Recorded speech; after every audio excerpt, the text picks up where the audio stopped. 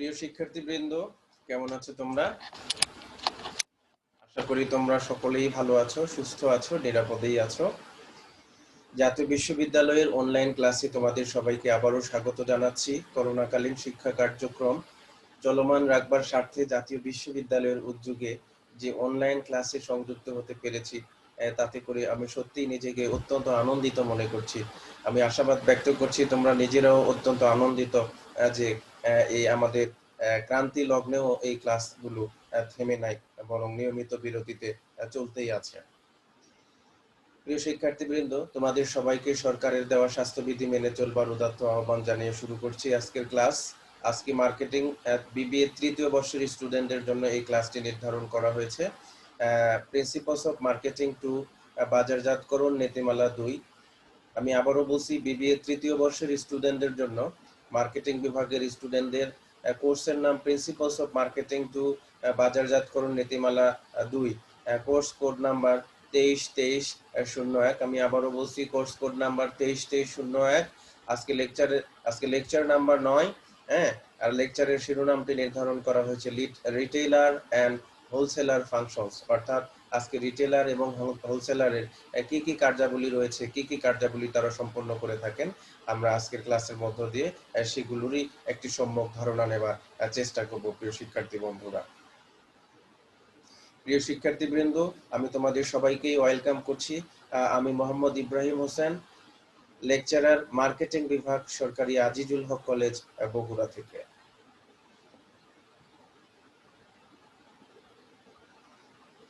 সুপ্রিয় শিক্ষার্থীবৃন্দ, চলো আমরা অধ্যায়ে একটু পরিচিত হয়ে নিই। আসলে আমরা এখানে দেখতে পাচ্ছি স্লাইডে যে হোলসেল ভার্সাস রিটেল ফাংশন। তাহলে আসলে আমরা এই ফিগার থেকে কিছুটা হলেও সম্যক একটা ধারণা নেবার চেষ্টা করছি যে নিশ্চয়ই আজকের পুরো ক্লাস জুড়েই কিন্তু হোলসেল এবং রিটেল ফাংশন এবং হোলসেল রিটেল রিলেটেড বিষয়গুলো নিয়ে সর্বাধিক আলোচিত হবে বলে আশাবাদ ব্যক্ত করছি।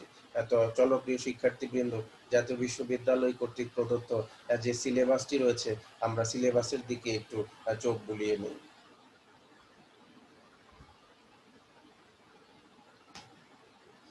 সুপ্রিয় শিক্ষার্থীবৃন্দ, আমরা দেখতে পাচ্ছি যে এখানে আমাদের সিলেবাসটি আলোচিত হচ্ছে।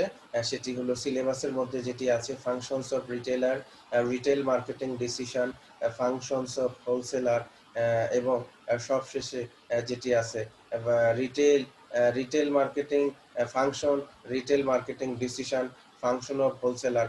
তারপরেই কিন্তু আরেকটা জিনিস এখানে মাঝখানে আলোচিত হবে, সেটি হোলসেলার মার্কেটিং ডিসিশন। তারপরে সবশেষে যে বিষয়টি আলোচিত হবে সেটি হলো setting promotion or advertising budget. তো অ্যাডভার্টাইজিং বাজেট অথবা প্রমোশন বাজেট নির্ধারণের কতগুলা পদ্ধতি আছে, আলোচনার শেষের দিকে সেই পদ্ধতিগুলো নিয়ে আলোচনা করা হবে। আমরা জানি ফাংশনস অফ রিটেলার, এই সম্পূর্ণ সিলেবাসটিকে যদি আমরা একটু বাংলায়, সরল বাংলায় অনুবাদ করতে চাই, তাহলে ঠিক এরকমটি আসবে যে ফাংশনস অফ রিটেলার বলতে আসলে খুচরা ব্যবসায়ী আসলে কি কি কার্যাবলী তার ব্যবসায়ের ক্ষেত্রে সম্পাদন করে থাকে, সে বিষয়ে আজকে বিশদ আলোচনা করা হবে। একই সাথে রিটেল মার্কেটিং করতে গেলে কিছু সিদ্ধান্ত নিতে হয়, কিছু ডিসিশন নিতে হয়, সেই ডিসিশন সম্পর্কিত আলোচনা আসবে। তারপরে ফাংশনস অফ হোলসেলার, আমরা জানি পাইকারি ব্যবসায়ীকেও কিছু তাদের ব্যবসায়ের ক্ষেত্রে কিছু বিশেষ বিশেষ কার্যাবলী সম্পাদন করতে হয়। আলোচনার এই অংশে আমরা পাইকারি ব্যবসায়ের কি কি কার্যাবলী সম্পাদন করে থাকে আমরা সেটি দেখব। তারপরে আমরা দেখবার চেষ্টা করব যে wholesaler marketing decision, wholesaler marketing অর্থাৎ হোলসেলার মার্কেটিং এর ক্ষেত্রে, বাজারজাতকরণের ক্ষেত্রে কোন কোন বিষয়গুলো মাথায় রেখে তার হোলসেলিং কার্যক্রম সম্পন্ন করবে, সেই বিষয়গুলো নিয়েও আসলে আমরা এখানে কিছুটা হলেও সম্যক ধারণা পাব। এবং আলোচনার শেষের দিকে, লেকচারের একেবারে শেষ প্রান্তে গিয়ে আমরা setting promotion or advertising budget, অর্থাৎ বিজ্ঞাপন যে আমরা তৈরি করি, এই বিজ্ঞাপনের বাজেট তৈরি করব কিভাবে, কিংবা প্রসার কার্যক্রমের বাজেট কিভাবে তৈরি করব, সেই বাজেট সম্পর্কিত কিছু পদ্ধতি আছে, সেগুলো নিয়ে আমাদের আলোচনা হবে আজকের এই লেকচারে। তো প্রিয় শিক্ষার্থী বন্ধুরা, আমরা দেখি হোয়াট কাম নেক্সট। প্রথমে আসছে রিটেলার্স ফাংশন। আসলে একজন খুচরা ব্যবসায়ী তার ব্যবসায়ের ক্ষেত্রে কি কি গুরুত্বপূর্ণ কার্যাবলী সম্পন্ন করে থাকে, আমরা এই স্টেজে সেগুলো দেখবার চেষ্টা করব।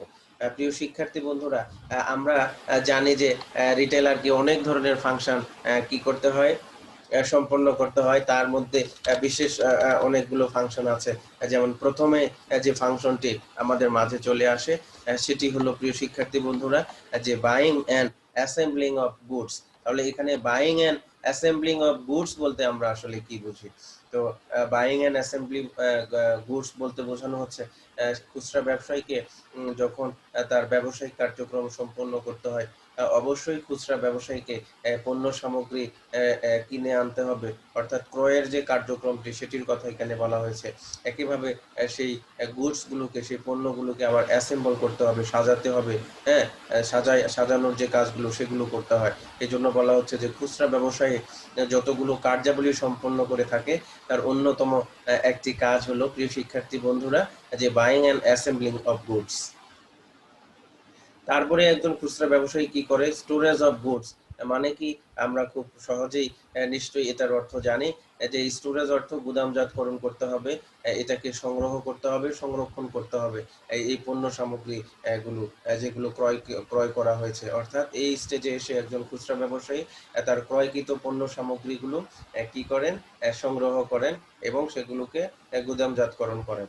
এরপরে কি করা হয়? Credit facility. খুচরা ব্যবসায়ী কিন্তু অনেক সময় ঋণের যে ফ্যাসিলিটি সেটি কিন্তু প্রোভাইড করেন। তাকে নিতে হতে পারে কিংবা তিনি কাউকে দিবেন, এরকমটিও হতে পারে অনেক সময়। তো প্রিয় শিক্ষার্থী বন্ধু, আমরা পার্সোনাল সার্ভিস, একজন খুচরা ব্যবসায়ী হিসেবে খুচরা ব্যবসায়ীকে অবশ্যই সার্ভিস প্রোভাইডিং এর যে হাত সেটি কিন্তু অলওয়েজ এক্সটেন্ড করতে হয়।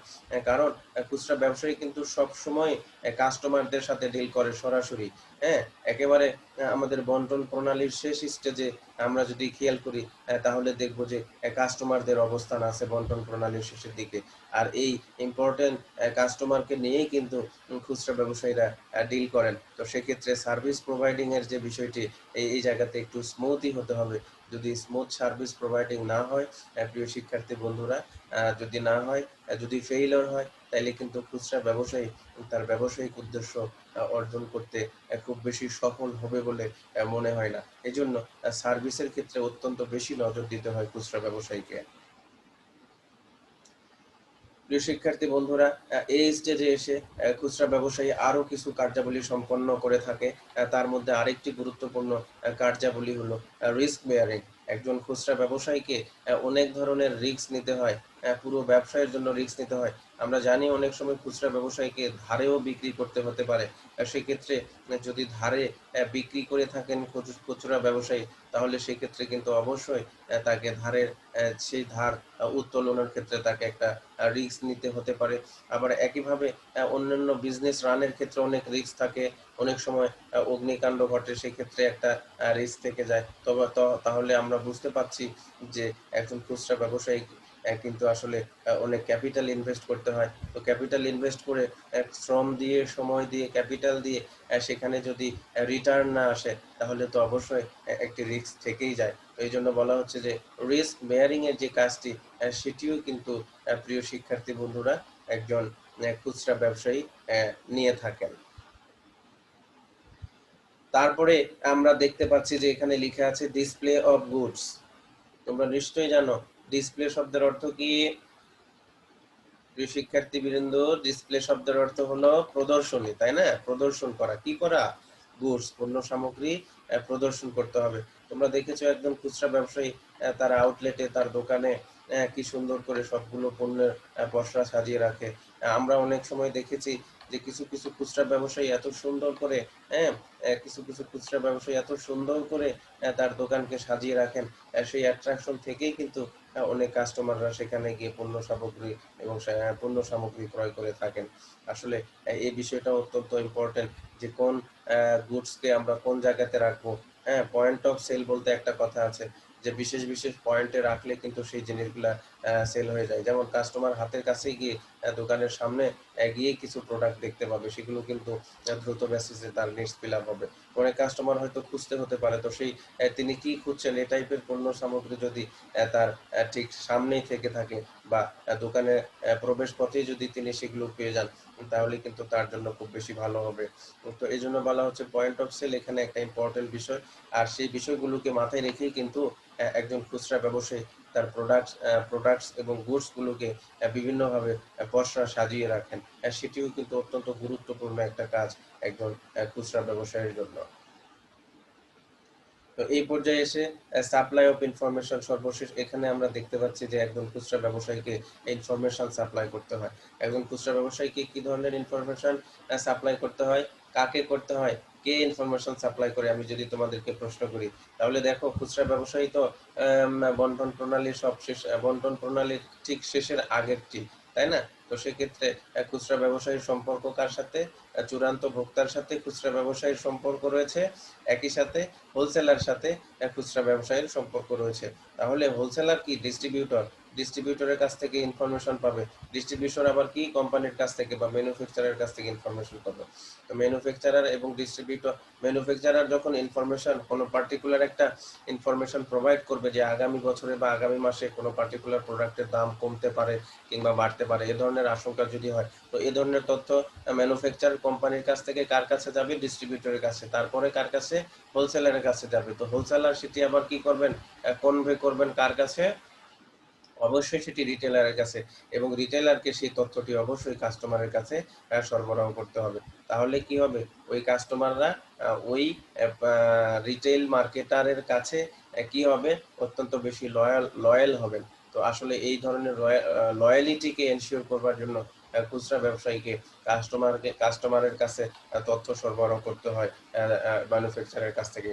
আবার একইভাবে উল্টোটিও হতে পারে যে কাস্টমাররা কোনো ধরনের প্রোডাক্ট চান, কোনো একটা প্রোডাক্ট, পার্টিকুলার একটা প্রোডাক্ট কোন ধরনের শেপে চাচ্ছেন, কোন ধরনের সাইজে চান, কোন ধরনের প্রাইসিং হলে ভালো হয়, কোন ধরনের প্যাকেজিং পছন্দ করেন, এই বিষয়গুলো কিন্তু যেহেতু সরাসরি একজন খুচরা ব্যবসায়ীকে কাস্টমারের সাথে ডিল করতে হয়, তাই আমি বিশ্বাস করি যে এই জায়গাতে বসে কিন্তু একজন রিটেলার সবচেয়ে ভালো জানেন যে কাস্টমারের নিডস, ওয়ান্টস, হ্যাঁ, টেস্ট এগুলো কি। তো সেই বিষয়গুলোও কিন্তু সেই রিলেটেড তথ্য কিন্তু হোলসেলারের মাধ্যমে ডিস্ট্রিবিউটর তথা ফাইনালি ম্যানুফ্যাকচারের কাছে কিন্তু পৌঁছাতে হবে। যদি না পৌঁছানো যায় ওই কাস্টমারের কাছে ওই তথ্যগুলো, তাহলে কিন্তু কাস্টমারদের needs, wants and demands, expectation সেভাবে ফিল আপ হবে না। তাহলে এই জায়গাতে এসে ইনফরমেশন সাপ্লাইটা অত্যন্ত গুরুত্বপূর্ণ একটা ইস্যু, যেটি একজন খুচরা ব্যবসায়ীকে করতে হয়। তাহলে আমরা এখানে কি কি দেখলাম?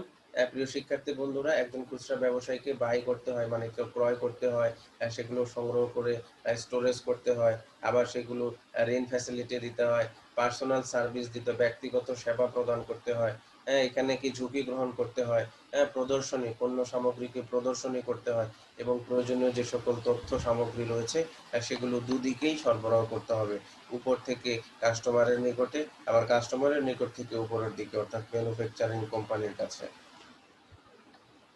তো এটাকে যদি আরেকটু আমরা অন্যভাবে দেখি যে রিটেলারের আরো কিছু ফাংশন রয়েছে। স্টোরিং, আমরা স্টোরিং এর কথা আগের লেকচার মানে সরি আগের স্লাইডে বললাম যে স্টোরেজ এবং স্টোরিং মোটামুটি একই। এখানে আরেকটা কাজ ব্রেকিং বাক। ব্রেকিং বাক, আমরা ব্রেকিং শব্দের অর্থটা জানি যে এখানে ভেঙে ফেলা।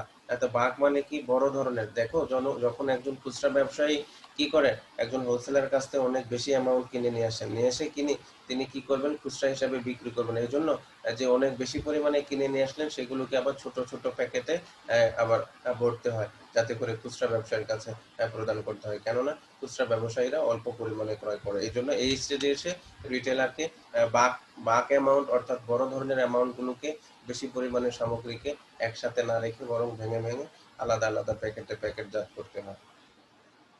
তারপরে এখানে খুচরা ব্যবসার আরেকটা ইম্পর্টেন্ট একটা ভূমিকা আছে বা একটা ফাংশনালিটি আছে, সেটা হলো হোল্ডিং স্টক।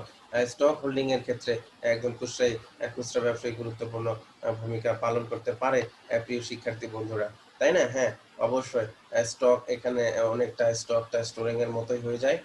তারপরে অ্যাডিশনাল কিছু সার্ভিস তো দেবেনই, প্রয়োজনে কাস্টমারের প্রয়োজন অনুসারে তাকে কাস্টমারদের রয়্যালিটি ধরে রাখবার জন্য তাকে অ্যাডিশনাল কিছু সার্ভিসও এই স্টেজে এসে প্রদান করতে হয়।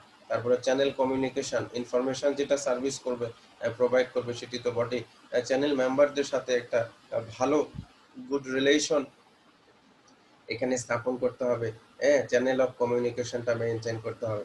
তারপরে ট্রান্সপোর্টেশন, হ্যাঁ, অ্যাডভার্টাইজিং ফাংশন, ট্রান্সপোর্টেশন ট্রান্সপোর্টেশনের ফাংশনালিটি অবশ্যই একদম রিটেল মার্কেটারকে করতে হয়, তবে অ্যাডভার্টাইজিং এর ফাংশনটি খুব বেশি করেন না, অবশ্য মোটামুটি কম করে থাকেন।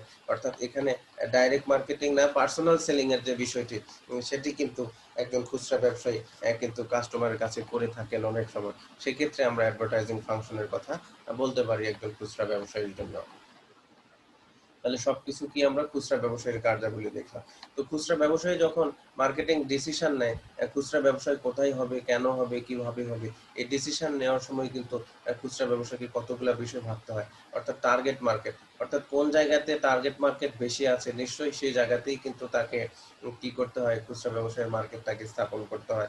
রিটেল স্টোর পজিশনিং, দেখো খুচরা ব্যবসায়ের স্টোর পজিশনিংটা অত্যন্ত গুরুত্বপূর্ণ একটা বিষয়, যেটি অবশ্যই একজন খুচরা ব্যবসায়ীকে বিবেচনা করতে হবে।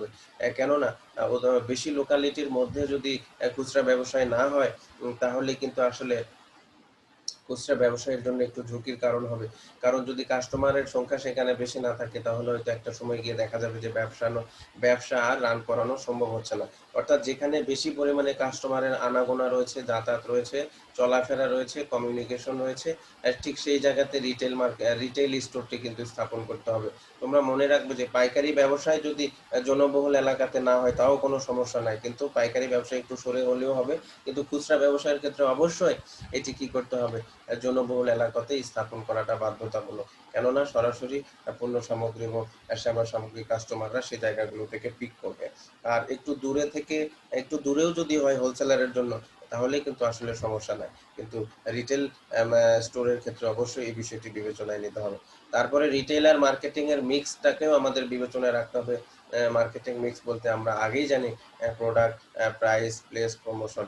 রিটেল মার্কেটিংকে প্রোডাক্ট সম্পর্কিত তথ্য রাখতে হবে, ভালো ভালো প্রোডাক্ট এখানে অ্যাসর্টমেন্ট করতে হবে, সংগ্রহ করতে হবে, প্রাইসটা যাতে রিজনেবল হয় সেটিও খেয়াল রাখতে হবে। কারণ রিটেল মার্কেটাররা অনেক বেশি কম্পিটিটিভ মাইন্ডেড হয়, প্রাইসে নিয়ে বিষয়টা খেয়াল রাখতে হবে। প্রমোশনাল বিষয়টা একটু আগে বলা হয়েছে। আর প্লেস একটু আগেই বললাম যে লোকেশন কিন্তু আসলে একটা খুচরা ব্যবসায়ীর জন্য অত্যন্ত গুরুত্বপূর্ণ বিষয়, যেটা একজন খুচরা ব্যবসায়ীকে এই সকল বিষয়গুলো সিদ্ধান্ত নিতে হয়। তো চলো প্রিয় শিক্ষার্থী বন্ধুরা, এ পর্যায়ে আমরা একটু হোলসেলার মার্কেটের কিছু ফাংশন, মানে একজন হোলসেলার অর্থাৎ একজন পাইকারি ব্যবসায়ী কি কি কার্যাবলী সম্পন্ন করে আমরা সেই দিকে একটু আলোকপাত করি, সেদিকে একটু দৃষ্টি নিক্ষেপ করবার চেষ্টা করব এই স্টেজে। নিশ্চয়ই তোমরা এখানে দেখতে পাচ্ছ কিছু পয়েন্ট ইংলিশ মিডিয়াম দেওয়া আছে। যদিও ইংলিশ মিডিয়াম দেওয়া আছে তথাপিও তোমাদের বোঝার সুবিধা যাতে হয়, সবকিছুকেই আমি ভেঙে ভেঙে বাংলায় বলছি, যাতে করে প্রিয় শিক্ষার্থী বন্ধুরা তোমরা খুব ইজিলি এই বিষয়গুলো বুঝতে পারো এবং অনুধাবন করতে পারো। তো আমরা প্রথমে যদি দেখি প্রিয় শিক্ষার্থী বন্ধুরা, যে একজন হোলসেলারকে, একজন পাইকারি ব্যবসায়ীকে কি করতে হয়, সেলিং এন্ড প্রমোটিং এর কাজ করতে হয়। মানে পাইকারি ব্যবসায়ের কাজ যেটা সেটা হলো কি পণ্য সামগ্রীকে অবশ্যই মানুষের মাঝে প্রসার করতে হবে, প্রসারমূলক কার্যাবলী তাদেরকে সম্পন্ন করতে হবে, এবং সে একই সাথে পাশাপাশি তাকে বিক্রয়ের কার্যাবলী সম্পন্ন করতে হবে। খুচরা ব্যবসায়ীকেও কিন্তু ক্রয় করতে হয়। কার কাছ থেকে ক্রয় করে? এরা ডিস্ট্রিবিউটরের কাছ থেকে কিংবা এরা সরাসরি ম্যানুফ্যাকচারের কাছ থেকে ক্রয় করবে। এই জন্য কিন্তু বাইং এর কাজটিও কিন্তু খুচরা ব্যবসায়ীকে করতে হয়। হয়তো সেই পরিমাণটা একটু বেশি হয়, যেটি রিটেল মার্কেটাররা করে থাকেন তার চাইতে অনেক বেশি পরিমাণে হবে। এই জন্য এখানে বাইং অ্যান্ড অ্যাসর্টমেন্ট বিল্ডিং এর কথা বলা হচ্ছে, মানে পণ্য সংগ্রহশালা তৈরি করার কথা এখানে বলা হচ্ছে। তাহলে বাগ ব্রেকিং, এরা তো ম্যানুফ্যাকচারের কাছ থেকে হোলসেলার আরো বেশি পরিমাণে ক্রয় করে থাকে। তো বেশি পরিমাণে ক্রয় করে সেটি আবার খুচরা ব্যবসায়ীর নিকটে বিক্রি করতে হয় আরো একটু ছোট ছোট পরিমাণ। এই জন্য বাগ ব্রেকিং এখানে করতে হয়, মানে বড় ধরনের পণ্য সামগ্রী একসাথে বড় লটের পণ্য সামগ্রীগুলোকে আরেকটু ছোট লটে বিক্রি করতে হবে। কেননা এখানে খুচরা ব্যবসায়ীরা যেহেতু হোলসেলারের কাছ থেকে পণ্য সামগ্রী ক্রয় করে থাকে, তারা তো এত বেশি ক্রয় করতে পারবেন না, তাদেরও একটা লিমিটেশন আছে। এই জন্য এই স্টেজে এসে বাল্ক ব্রেকিংটা করতে হবে। ওয়্যার হাউজিং মানে গুদামজাতকরণ। আমরা জানি ওয়্যার হাউজিং শব্দের বাংলা অর্থ গুদামজাতকরণ। এই স্টেজে এসে অবশ্যই খুচরা ব্যবসায়ীকে ওয়্যার হাউজিং এর কাজটি সম্পন্ন করতে হয়, অর্থাৎ গুদামজাতকরণের কার্যাবলী সম্পন্ন করতে হয়। তবে গুদামজাতকরণের ক্ষেত্রে কিছু কিছু বিষয় অবশ্যই আমাদেরকে খেয়াল রাখতে হবে, প্রিয় শিক্ষার্থী বন্ধুরা। সেটি হলো যে এমন একটা পজিশনে যেন গুদামটি হয় যেখানে ট্রান্সপোর্টেশন খুব সহজে রেস করানো যায়, ট্রান্সপোর্টেশনের বিষয়গুলো যাতে করে খুব সহজে মিট করা যায়। আবার এমন একটা জায়গাতে সাপোর্ট করতে হবে যেখানে হয়তো চুরির ভয়, ডাকাতি, দস্যুতা এগুলো যাতে কম হয়, বা সিকিউরিটির যে বিষয়টি সেটি খেয়াল রাখতে হবে, কেননা গুদামে অনেক পরিমাণ মালামাল থাকে।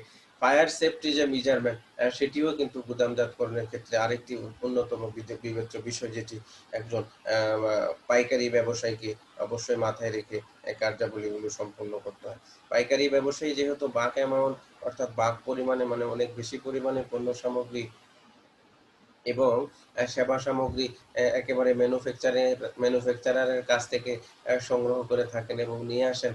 এই জন্য এই স্টেজে এসে কিন্তু হোলসেলারকে ট্রান্সপোর্টেশন, অর্থাৎ যাতায়াতের যে বিষয়টি সেটি এনশিওর করতে হয়, কেননা অত্যন্ত বেশি পরিমাণে পণ্য সামগ্রী এবং সেবা সামগ্রী সরাসরি তার ওয়্যার হাউসে নিয়ে আসার জন্য ট্রান্সপোর্টেশনের যে বিষয়টি সেটি এনশিওর করতে হয় একজন হোলসেলারকে। তারপরে ফাইন্যান্সিং, তো এই সব কিছুর জন্য একটা আর্থিক খরচের বিষয় এখানে জড়িত থাকে।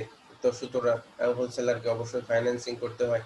রিস্ক বেয়ার তো বটে, যেখানে ক্যাপিটাল ইনভেস্টমেন্ট আছে, যেখানে মনিটারি ইনভেস্টমেন্ট আছে, যেখানে সাইকিক ইনভেস্টমেন্ট আছে, অর্থাৎ সাইকোলজি ইনভেস্ট করা হয়, মাইন্ডসেট ইনভেস্ট করা হয়, লেবার দেওয়া হয়, এখানে টাইম দেওয়া হয়, ক্যাপিটাল ইনভেস্ট করা হয়, সব কিছু মিলে যখন একটা রিটার্ন আশা করাই যায়, তো সেই রিটার্ন যদি না আসে এক্সপেকটেশন লেভেল অনুসারে, তাহলে কিন্তু সেটা একটা রিস্ক হয়ে যায়। তবে রিস্ক বেয়ারিং এর কাজটিও কিন্তু একজন হোলসেলারকে করতে হয়। আবার মার্কেট ইনফরমেশন, মানে খুচরা ব্যবসায়ী যখন সরাসরি কাস্টমারের চাহিদা নিয়ে কাজ করেন, সেই কাস্টমারের চাহিদাগুলো কিন্তু খুচরা ব্যবসায়ীর নিকট থেকে জেনে, সরাসরি জেনে অবশ্যই একজন হোলসেলার সেটি তার ঊর্ধ্বতন ডিস্ট্রিবিউশন চ্যানেলে অবশ্যই ইনফর্ম করবেন, যেটি কিনা ম্যানুফ্যাকচারের কাছে পৌঁছাবে। যদি তা না হয়, তাহলে ম্যানুফ্যাকচারিং কোম্পানিগুলোও কাস্টমারের এক্সপেকটেশন অনুসারে পণ্য সামগ্রী, সেবা সামগ্রী উৎপাদনও করতে পারবে না, আর কাস্টমাররাও স্যাটিসফাই হবে না।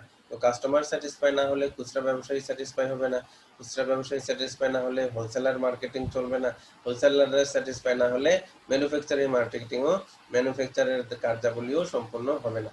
টোটালি দেখা যাবে যে প্রতিষ্ঠানের ভীষণ মিশন গোলস অবজেক্টিভস কিছুই সফল হবে না।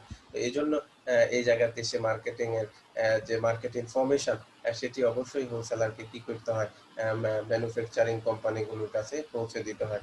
তারপরে সর্বশেষে ম্যানেজমেন্ট, সার্ভিস অ্যান্ড অ্যাডভাইস, অবশ্যই সকল প্রসেসটাকে সঠিক ব্যবস্থাপনা করতে হবে, যথাসম্ভব এখানে ভালো সার্ভিস প্রোভাইড করতে হবে সব দিকে, অর্থাৎ আমরা রিটেল মার্কেটারের নিকটেও, অর্থাৎ রিটেলারের কাছেও খুব ভালো সার্ভিস প্রোভাইড করতে হবে। আবার একইভাবে যদি কোনো দেনা পাওনা থাকে ম্যানুফ্যাকচারারের কাছে, তাহলে সেই বিষয়গুলো খুব ভালোভাবে হ্যান্ডেল করতে হবে।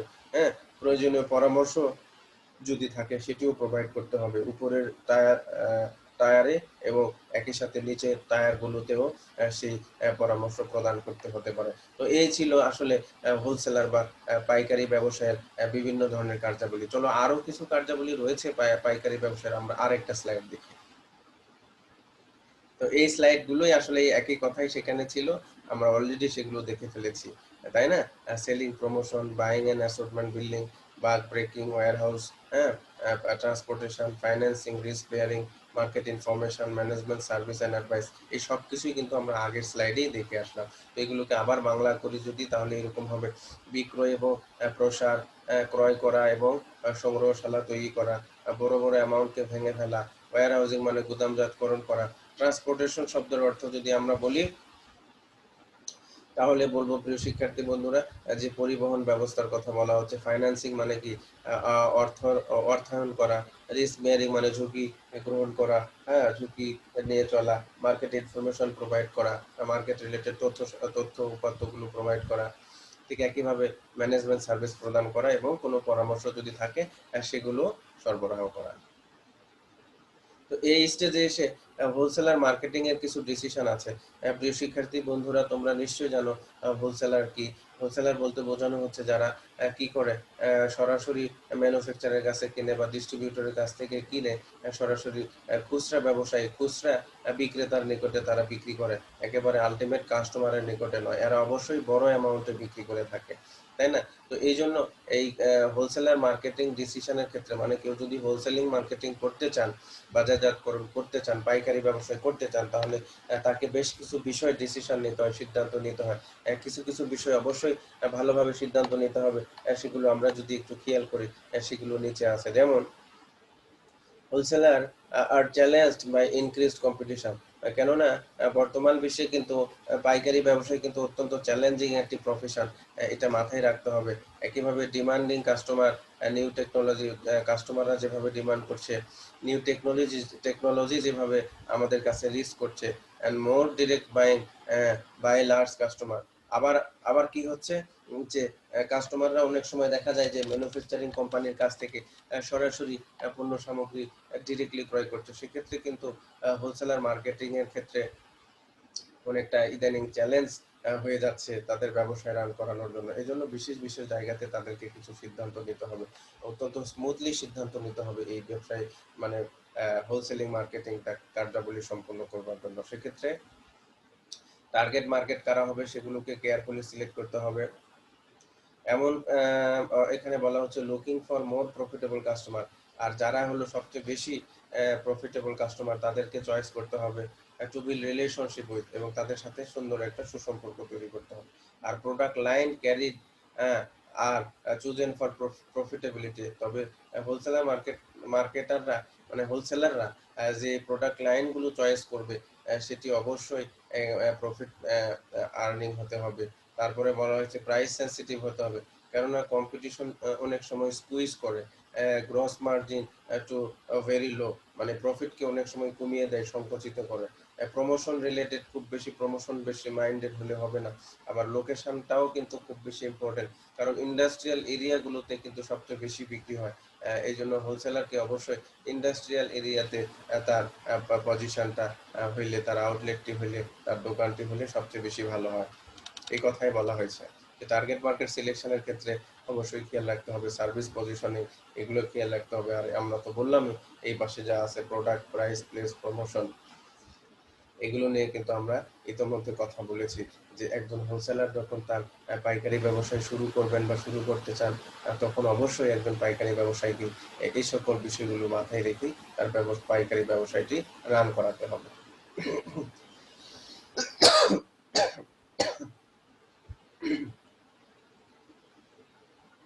দুঃখিত প্রিয় শিক্ষার্থী বন্ধুরা, চলো গিয়ে দেখি পরের স্লাইডে কি আছে। তোমরা এই স্লাইডে দেখতে পাচ্ছ যে অ্যাডভার্টাইজিং বাজেট নিয়ে আসলে এই স্লাইডে আলোচনা করা হবে। তো এই যে তোমরা দেখো অ্যাডভার্টাইজিং বাজেট, সরি প্রিয় শিক্ষার্থী বন্ধুরা, আমরা এখানে দেখতে পাচ্ছি যে আমরা যখন কোনো প্রমোশনের বাজেট সেট করব, প্রমোশনের বাজেট বা যখন অ্যাডভার্টাইজিং বা বিজ্ঞাপনের বাজেট আমরা ফিক্স করব, তখন অবশ্যই কতগুলা পদ্ধতি অবলম্বন করে আসলে বিজ্ঞাপনের বাজেট নির্ধারণ করা হয়। তো এই পদ্ধতিগুলোর মধ্যে অত্যন্ত জনপ্রিয় পদ্ধতির প্রথমটি হচ্ছে অ্যাফোর্ডেবল মেথড, হ্যাঁ, পরেরটি হলো পার্সেন্টেজ অফ সেলস মেথড, দ্বিতীয়টি হলো কম্পিটিটিভ প্যারিটি মেথড, আর একটা হলো কি অবজেক্টিভস অ্যান্ড টাস্ক মেথড। আমি আসলে সবগুলোরই তোমাদেরকে একটু বাংলায় বলে দিচ্ছি। যে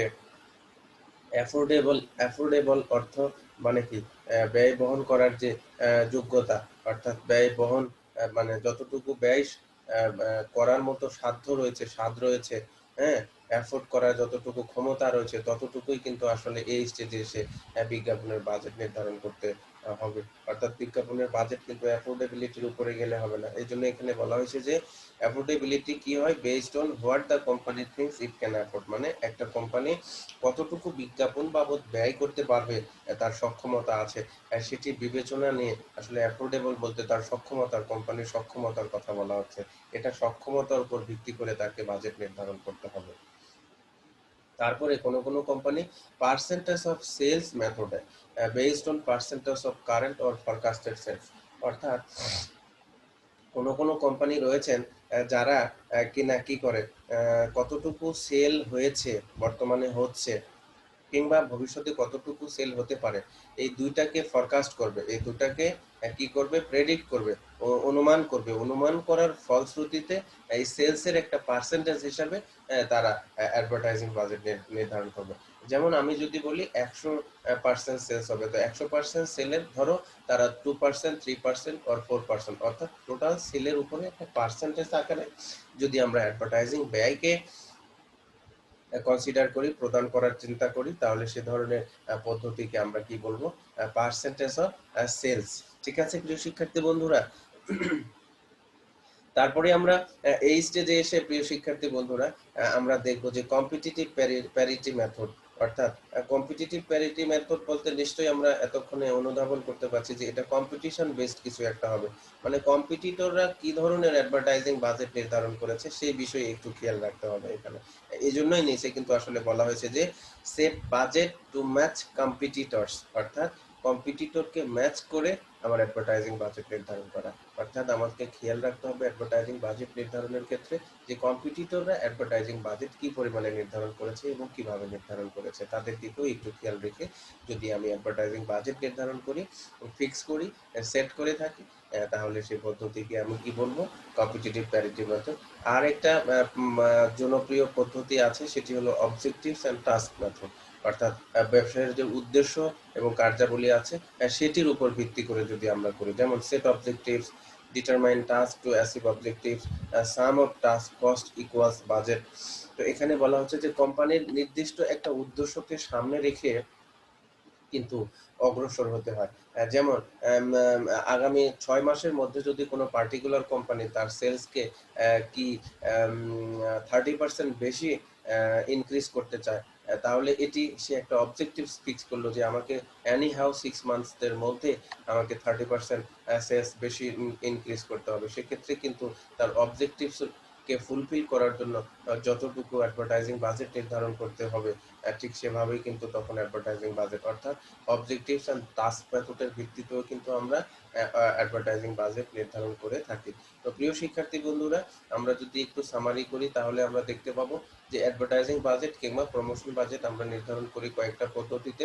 একটা হলো সক্ষমতা অর্থাৎ অ্যাফোর্ডেবল পদ্ধতি, একটা পার্সেন্ট অফ সেলস অর্থাৎ বিক্রয় শতাংশ হারে, আরেকটা হলো কম্পিটিটিভ প্যারিটি, মানে কি যে কম্পিটিটররা কি পরিমাণে অ্যাডভার্টাইজিং বাজেট নির্ধারণ করেছেন তার উপর ভিত্তিতে, আর সবশেষে যেটি ব্যবসায়ের উদ্দেশ্য এবং কার্যাবলীকে সামনে রেখে আমরা অ্যাডভার্টাইজিং বাজেট নির্ধারণ করব।